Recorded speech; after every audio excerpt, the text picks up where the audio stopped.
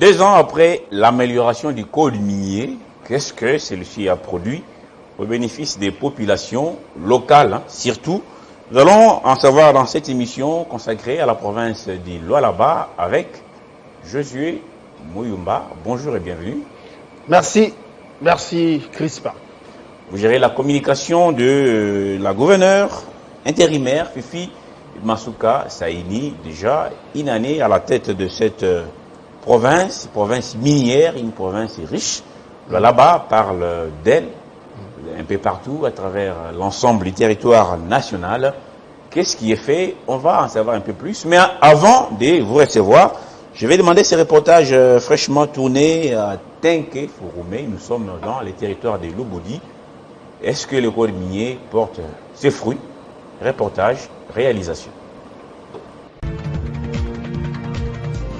Doter ses administrés de tous les 5 territoires des infrastructures dignes, c'est la préoccupation majeure de Madame le gouverneur intérimaire du Lualaba, ce qui justifie ses multiples descentes dans différents chantiers, non seulement à Kolosi, mais aussi à l'intérieur de la province.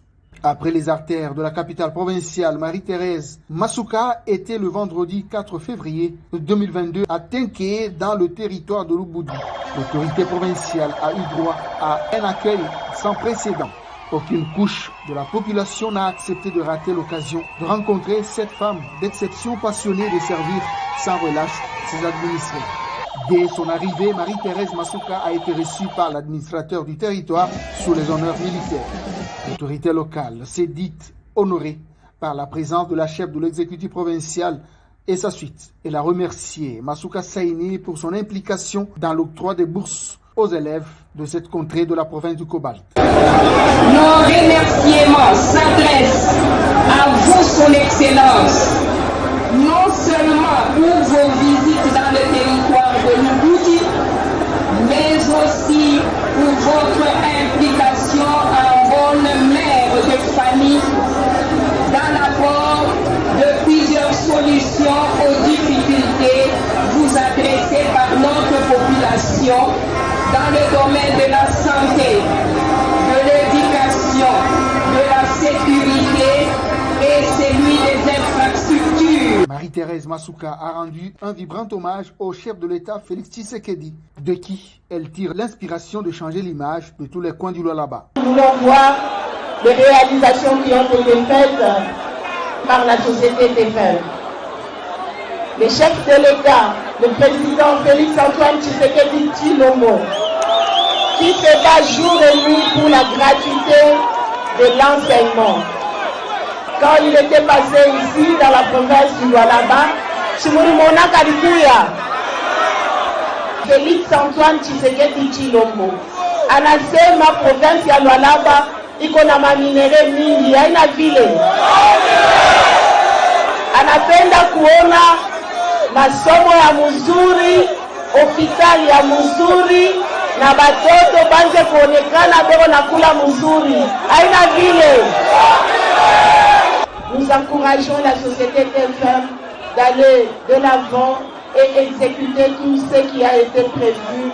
La femme numéro 1 du Lualaba a ensuite procédé à l'inauguration de l'école moderne de Tenke avant d'aller poser la première pierre pour la construction du centre de santé moderne dénommé Saint-François Xavier. Juste après, Masuka a lancé les travaux de reconstruction de l'artère principale de Tenke qui va déboucher sur la route nationale numéro 39 à la grande satisfaction des habitants.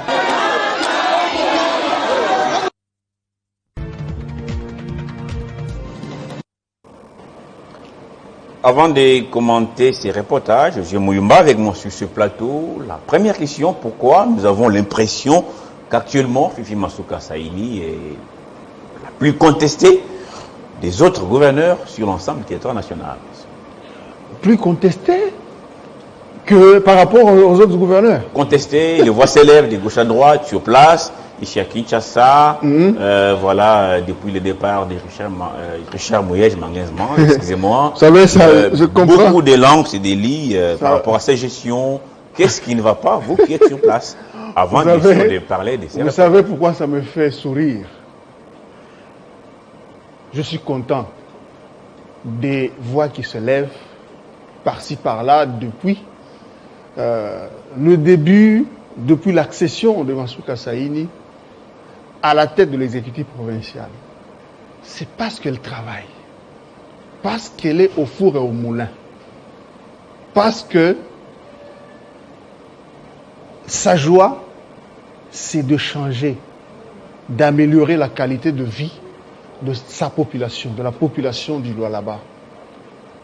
Vous savez, on nous jette des pierres qu'à l'arbre qui porte des fruits. Parce que quand elle avait pris les commandes de cette province, ceux qui ont échoué hier, les gens qu'elle a remplacés, vous savez, ils ont mis toute une machine d'intoxication. Ils financent, vous savez, l'IGF a fait voir, a fait connaître à l'opinion que au Lualaba, il y a eu pillage, il y a eu vol à grande échelle. Depuis l'indépendance, on n'a jamais connu un tel vol dans la gestion de la chose publique. En tout cas, moi que je me trompe. C'est ce qui a été enregistré au Lualaba. Mais quand elle est entrée, quand elle a pris les rênes de cette province riche en minerais, les gens qu'elle a remplacés, les gens qui ont pillé, qui ont volé de manière systématique, vous pensez qu'ils peuvent, se tranquilliser? Ils financent et ils font tout. Ils financent certains médias, ils financent des griots à travers les réseaux sociaux. Juste pour ternir l'image de Mansouka qui travaille énormément. C'est ce que vous voyez. Alors, ce qu'on vient de voir. Que pensez-vous, Moumba, à ceux qui disent que Mouyej volait, c'est vrai, et qu'elle est pire que Mouyej? Moi, je ne veux pas citer les noms des gens ici. Moi, je vous dis par rapport à ce que moi je vois. Parce que vous êtes journaliste chevronné, devant les faits, tout le monde doit s'incliner. Elle travaille. Il faut descendre sur terrain, il faut venir au Lualaba pour constater cela. Vous voyez la population, si elle est contestée, parce que la légitimité qu'elle a vient de la population. Vous voyez quand elle se promène dans les rues de la province, chaque fois qu'elle se déplace, vous voyez l'engouement autour d'elle. Est-ce que ça montre que, vous savez, la population du Lualaba, c'est une population mature, hein, exigeante. Si elle ne voit rien, elle va s'en prendre à vous si vous descendez la rencontrer. Mais c'est parce que la population se retrouve. Les routes sont construites tous les jours. C'est la province qui a accueilli, qui a vu l'entreprise, la toute première entreprise depuis l'indépendance, a fabriqué, la toute première usine a fabriqué l'enrobé d'asphalte. Ça sera notre deuxième reportage, mais d'abord... Une usine d'un Congolais. Tout à fait. Ça sera à qui Mansouka a donné la chance de montrer de quoi... Ça sera notre deuxième reportage, mais est-ce que la qualité même de ces infrastructures routières notamment, est-ce que ça répond aux règles de l'art? Et comment se passent ces marchés? Est-ce que c'est autour d'elle-même, autour de la famille? Est-ce qu'il y a les appels d'offres? Est-ce que ces travaux sont exécutés par rapport à un timing bien précis? Est-ce que c'est pas, par contre, la méthode qui frustre les uns les autres? Vous savez, nous sommes dans un état de droit. Si vous dites ça, vous allez m'étonner de voir que vous ne croyez pas au changement que le chef de l'État, Félix Tshisekedi, imprime au jour le jour.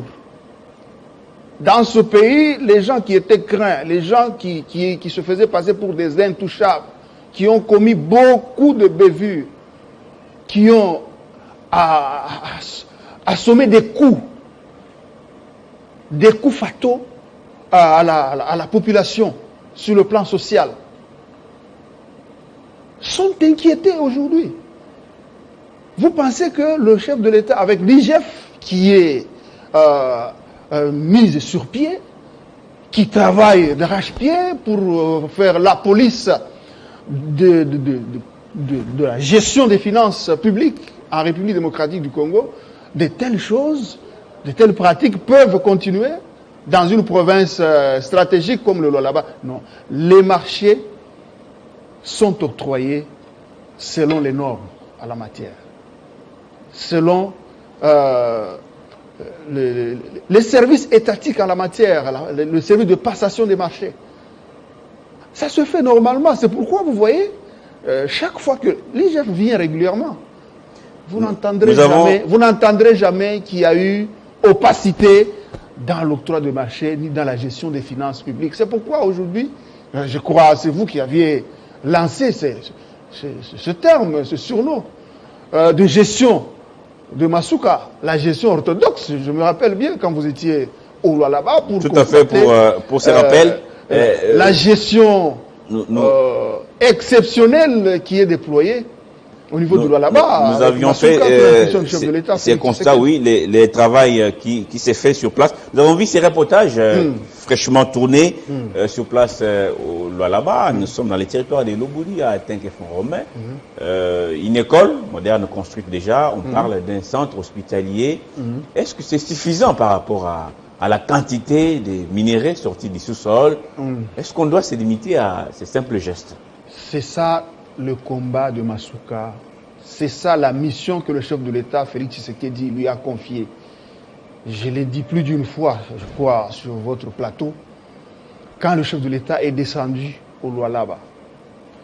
Il entendait parler du Lualaba, il entendait parler des mines. Quand il n'était pas aux affaires, il a été vraiment très touché.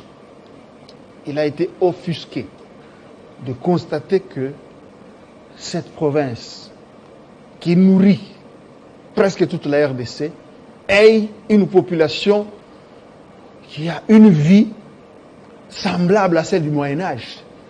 Presque pas d'infrastructure, une qualité de vie qui laisse à désirer.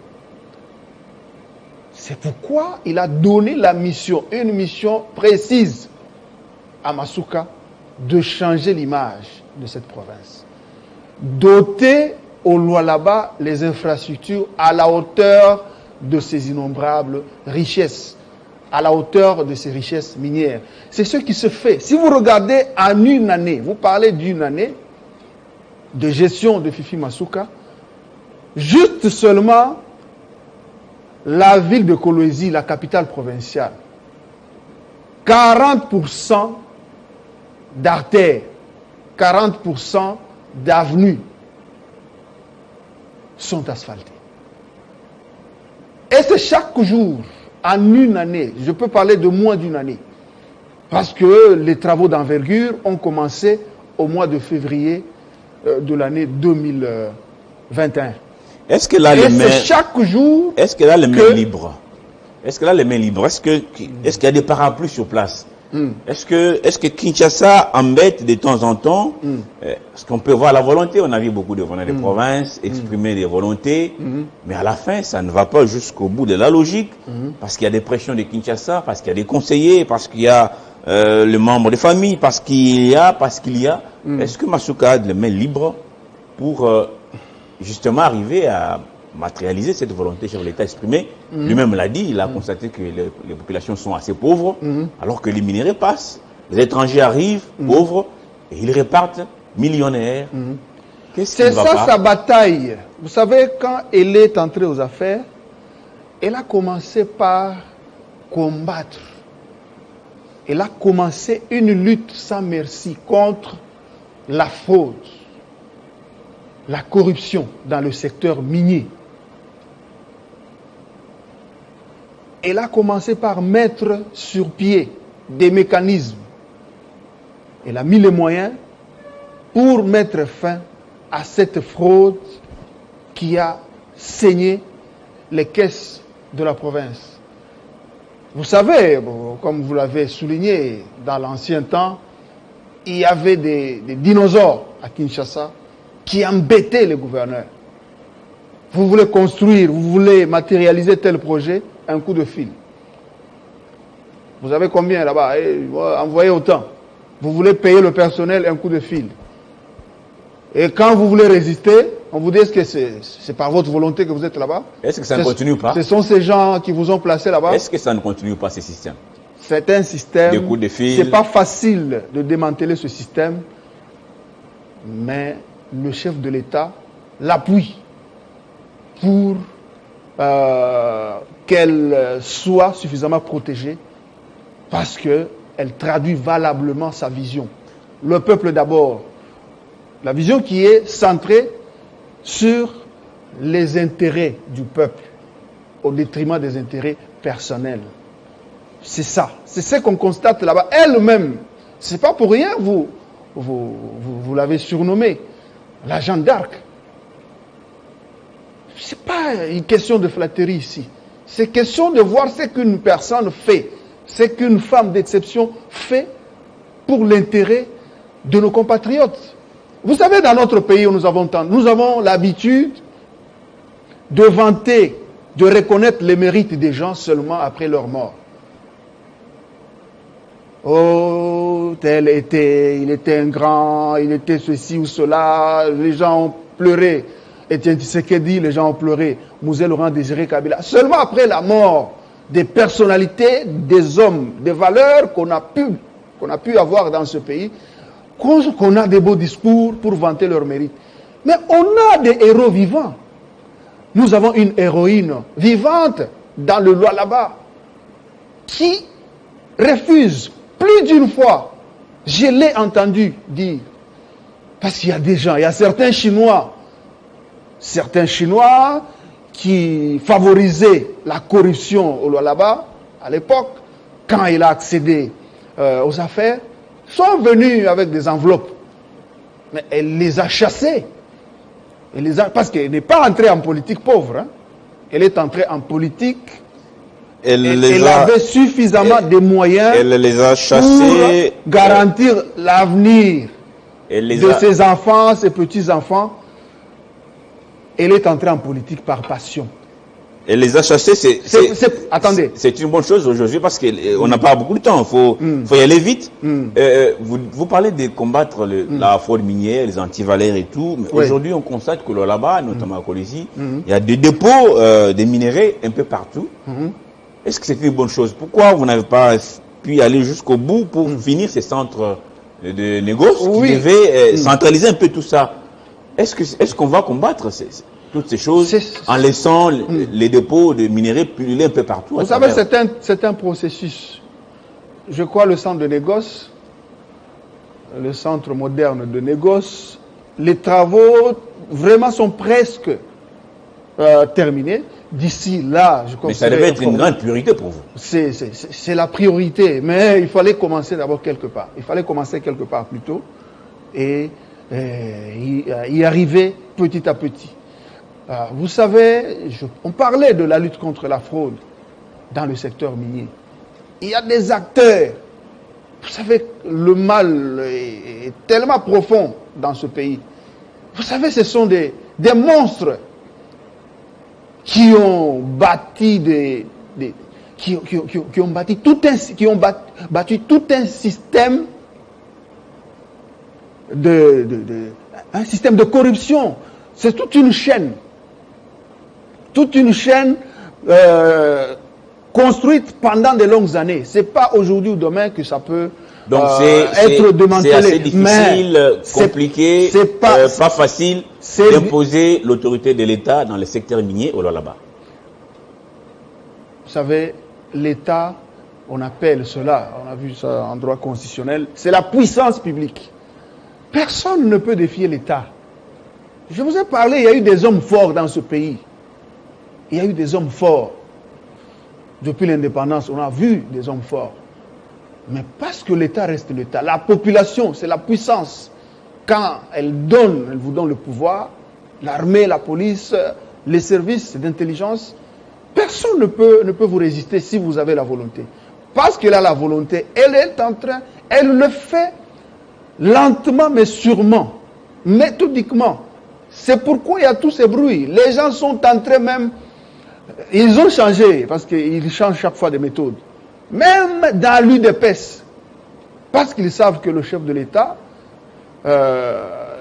vient de cette moule politique qui est cette grande formation politique de ce pays. Quand vous attaquez, vous parlez, vous dites que Masuka, parce que j'ai vu, il y a certains acteurs politiques dire que Fifi Masuka instrumentalise certaines personnalités, certains cadres de l'UDPS, elle divise, elle manipule, elle veut détruire, elle débauche les gens au niveau de l'UDPS. Cette méthode-là, la méthode des pilleurs des richesses minières de la province, qui finance certaines personnalités pour faire croire à l'opinion que Masuka débauche les gens pour les faire entrer dans son parti, parce qu'ils savent que le chef de l'État, s'il apprend ça, la confiance va diminuer. Heureusement, c'est l'homme le plus informé du pays. La confiance est toujours au zénith. Ça n'a rien à voir. Le chef de l'État est informé suffisamment sur ce qui se passe au Lualaba. Et si Masuka fait ce qu'elle fait pour l'intérêt, elle fait sourire la population qui a été meurtrie pendant des années, parce que le chef de l'État veut que la population se réjouisse. Parce qu'elle traduit valablement cette volonté de la haute hiérarchie de ce pays. Et c'est pourquoi tous ces complots-là sont déjoués. Et puis, je vois, c'est presque l'autorité la plus insultée par ce système du mal. Ce système qui était aux affaires, qui n'a rien donné à la population. Il faut travailler pour transformer le Mais Lualaba. elle répond par le travail. Il faut travailler pour transformer le Lualaba. Elle répond par le travail. Oui, elle répond par le travail. Nous allons suivre ces deuxièmes reportages. Et c'est pourquoi c'est une première, José Moulemba, une première, cette usine de transformation, tout à fait, parce qu'il faut asphalter les routes. Et vous dites que c'est confié c'est une usine appartenant à un Congolais, si je vous ai bien entendu. C'est ce qu'il dit, c'est deuxième reportage tourné là-bas, et on va revenir sur vous pour chuter notamment. Après l'inauguration de l'usine de l'enrobé d'asphalte, Madame le gouverneur intérimaire du Lualaba était au quartier latin, avenue Ungungandu, pour lancer les travaux de pose de l'enrobé. Elle-même à bord de l'engin. Devant les habitants de ce coin du quartier latin de Kolwezi, qui n'ont pas caché leur admiration de voir leurs aspirations prendre corps chaque jour avec Félix Tshisekedi à travers Marie-Thérèse Masuka Saini dans moins d'une année dans la province du Lualaba.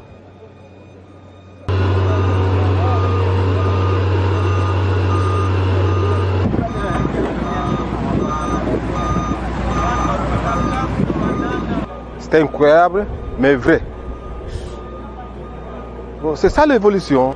En tout cas, nous sommes derrière lui, parce que ça dit beaucoup. Ça va nous aider. C'est tout un quartier qui est sauvé de justesse de l'emprise de plusieurs têtes d'érosion. Les écoles et plusieurs habitations sont préservées grâce à une volonté manifeste de l'autorité provinciale déterminée à changer l'image du Lualaba, comme le recommande sans cesse le président de la République, Félix Tshisekedi. Le chef de l'État nous a demandé de pouvoir créer des millionnaires, mais des millionnaires congolais. Voilà, nous l'avons soutenu. Il nous a montré le travail. Et aujourd'hui, nous avons inauguré son usine d'asphaltage. Cette route, jadis, je pense que c'était la route pratiquement de la mort parce que les maisons étaient en train de s'écrouler. C'était la plus grande érosion de la province. Mais voilà qu'il a travaillé pendant la saison de pluie. Nous étions passés avec vous. À plusieurs mètres, nous étions pratiquement en bas. Mais aujourd'hui, nous sommes en train d'asphalter. Quelle joie, quelle fierté. En tant que gouverneur, en tant que maire, je suis très fier de la société Mouska. L'action a été saluée avec faste par la population de cette partie de la ville de Kolwezi. Dans peu de temps, le quartier latin aura un nouveau visage qui va énormément honorer cette partie de la République à qui Dieu a tout donné et même le reste.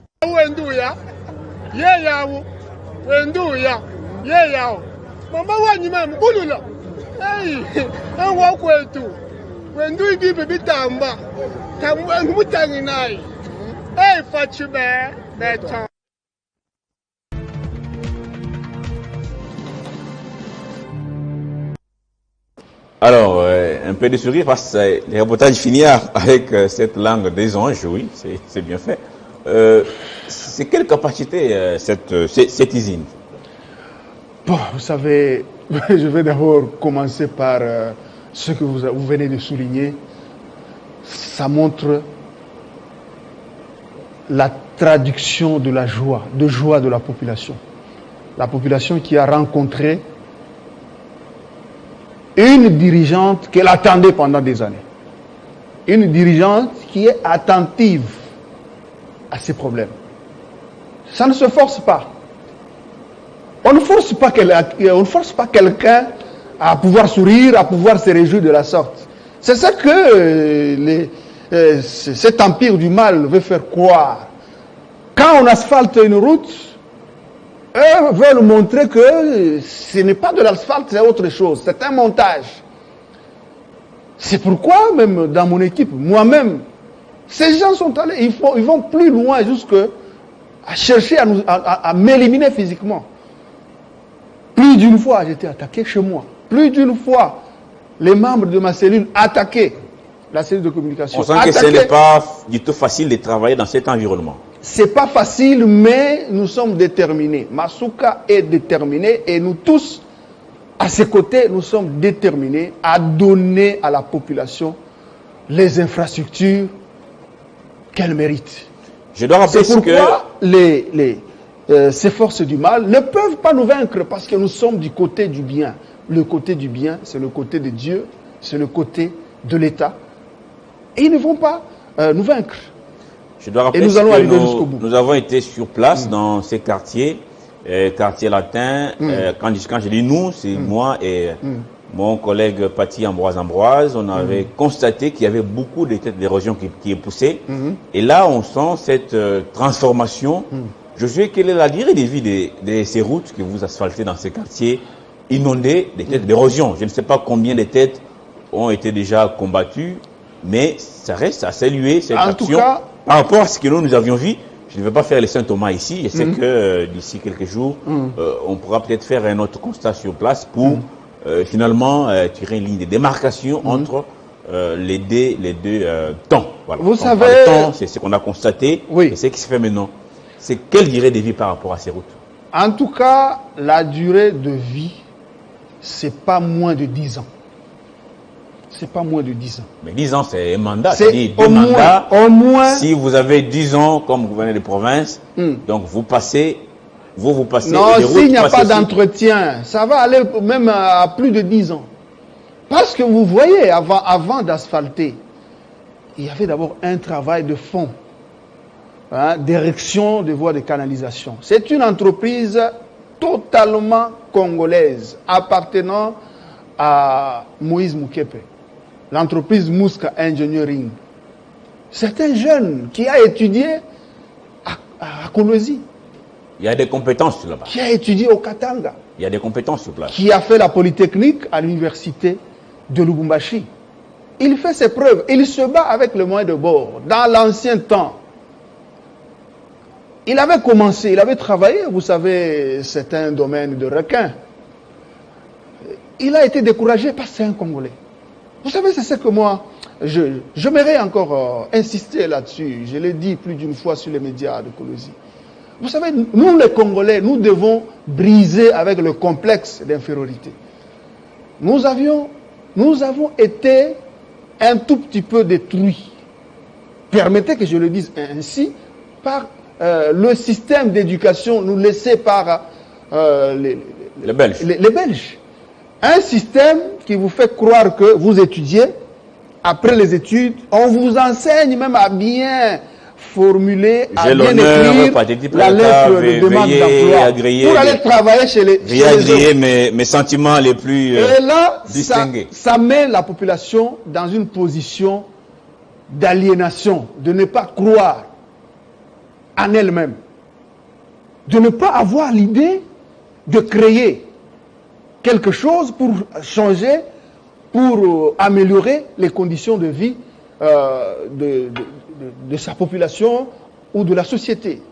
Changer la société, changer positivement la société. Donc, j'ai voulu insister encore sur on est presque. Oui. Allez-y rapidement parce qu'il reste une dernière question. C'est pour ça pour terminer. Oui. Les réalisations sont énormes. S'il faut en parler. Vous savez, c'est pendant 8 mois que vous voyez c'est que la population vient de suivre. sur votre télévision. Mais si on lui donnait une autre année, 2 ans, 3 ans, 4 ans, mais elle va changer. Cette partie de la RDC, comme elle avait annoncé ici à Kinshasa, ça va être assimilé à la Californie. Alors, parce qu'elle en a les compétences. Elle a la protection, le soutien nécessaire du chef de l'État, parce qu'elle travaille dans sa vision. Transformer nos villes, c'est le vœu non seulement de la population lalabaise, mais aussi de l'ensemble du peuple congolais. On va terminer rapidement dans moins d'1 minute parce qu'on n'a plus de temps. Oui. Vous êtes chargé de communication au niveau du gouvernorat du Lualaba. Pourquoi est-ce que Madame Fifi Masuka est indifférente face aux larmes des cultivateurs affectés par les projets hydroélectriques de Boussanga? Vous connaissez ces projets, c'est un très grand projet. Oui. D'ailleurs, une deuxième centrale en termes de capacité après Inga. Pourquoi elle est indifférente?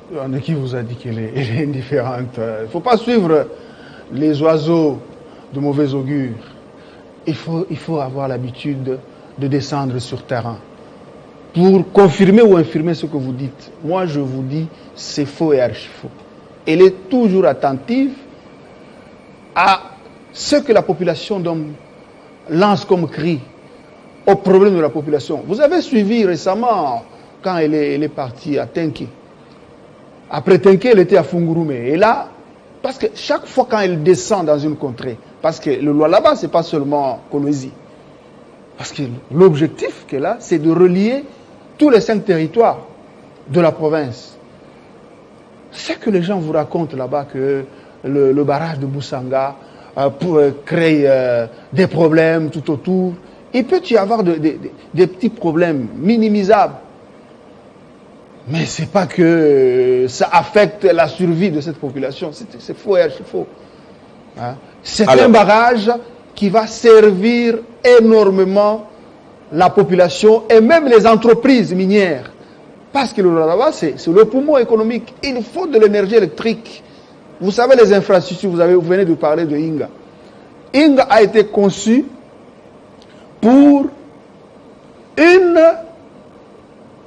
catégorie, un nombre bien défini de la population. Vous savez, la population et même les besoins économiques ont galopé, ne font que galoper au Lualaba et même à travers tout le pays. Il faut doter ce coin économiquement important, si je peux ce coin économiquement important, si je peux le dire ainsi, il faut que ce coin puisse avoir des infrastructures énergétiques qu'il faut. Parce que non seulement on a besoin des impôts et des taxes de la part des entreprises, mais on doit aussi leur donner ce dont ils ont besoin pour fonctionner normalement. Nous aurons certainement une autre grande émission pour parler voilà, de tout ce qui entoure ces grands projets. Un projet qui doit apporter des solutions, mais qui contient aussi certaines vérités qu'il faille révéler. Vous serez toujours les bienvenus sur ce plateau de Télé 50. Merci, Tchibinkoufoua. Je suis vraiment reconnaissant parce que vous ne vous fatiguez pas, vous ne vous lassez pas de m'approcher, de m'associer au débat sur Télé 50. Vous révélez certaines vérités et contre-vérités aussi par rapport à tout ce qui s'est dit. Pas de contre-vérités. Ici, tout ce qui s'est dit nous ne montrons par rapport au Lualaba. Tout ce que nous montrons, oui, il y a des vérités, nous parlons avec les faits. Il y a des vérités. Il y a seulement des gens de mauvaise foi, des gens qui ont voulu plonger cette population dans les pleurs et les grincements de dents. Quand ils voient les choses aller dans le bon sens, ils ne peuvent que monter des trucs pour tenter de salir la bonne volonté qui se fait voir au sommet de la province. Bonne chance, bonne chance. C'est pas ça qui va décourager cet élan. Madame Masuka, et bon courage pour le travail. Il faut continuer au-delà de croc en jambe des uns et des autres, mais il faut développer l'amour du Congo. Nous n'avons que ces Congos qui nous restent. Travaillons pour l'intérêt du peuple congolais. Oui, elle est là. Ses mains sont tendues. Elle est gouverneur de ceux qui l'apprécient, même de ceux qui ne l'apprécient pas. Ses mains sont sont de manière permanente tendues à tous les fils et filles du Lualaba pour développer, parce qu'elle ne développe pas cette province pour elle-même, elle développe pour toute la RDC, pour tous les Lualabais. Merci d'être passé sur Télé 50, José Moyomba, et bon séjour à Kinshasa. Merci. Merci à vous de nous avoir suivis de partout à travers le monde. Restez branchés sur Télé 50.